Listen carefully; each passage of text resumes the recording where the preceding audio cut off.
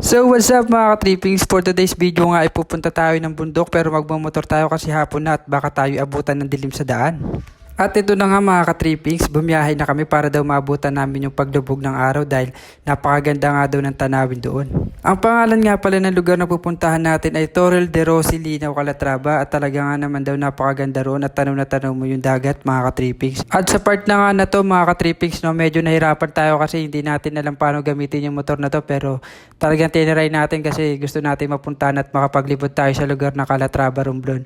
At talaga nga namang pinush natin makapagmotor dito kasi kailangan natin mapuntahan tong lugar na to kasi minsan lang tayo nandito. At syempre hindi natin mapupuntahan tong lugar na to kung hindi dahil sa pinsan natin na talagang sinamahan tayo sa panibago na namang trippings at nilibot niya tayo dito sa lugar ng Calatrava. At nakarating na nga pala kami mga ka-trippings. Grabe pala ang daan papunta dito, parang bitukan ng manok ang daan.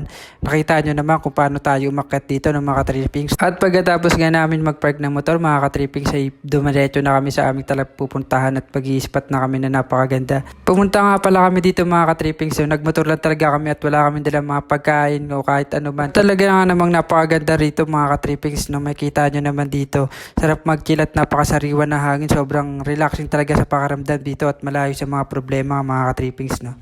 At ayan na nga no mga ka-trippings, palubog na nga yung araw rito at talaga namang makikita nyo napakaganda na sinag ng araw rito no mga ka-trippings. At wala nga palang entrance dito mga ka-trippings, pwede nyo puntahan to basta kaya nyo puntahan. Mas maganda pag pumunta kayo dito ay may mga sasakyan kayo mga ka-trippings kasi talagang napakalayo nito no. At dahil nga medyo dumidilip na no mga ka-trippings ay nagkayaan na rin kaming umuwi. At dahil nga hindi tayo kasya sa motor ay babalikan natin niya kasi hindi tayo kasya no mga ka-trippings. Bali dalawang motor nga lang ginamit namin dito mga ka-trippings. So ayun nga mga ka-trippings, may isa na naman tayo natuklasan sa bahay ng Romblon na tiyak sa pagbalik natin ay talaga naman babalikan natin tulit. Paano mga ka-trippings? Isa na namang target lock ang ating na-unlock. Sana nag-enjoy kayo mga ka-trippings sa ating kwento dito sa Romblon at maraming salamat nga pala sa mga sumusuporta. Yun lang, salamat. Bye-bye!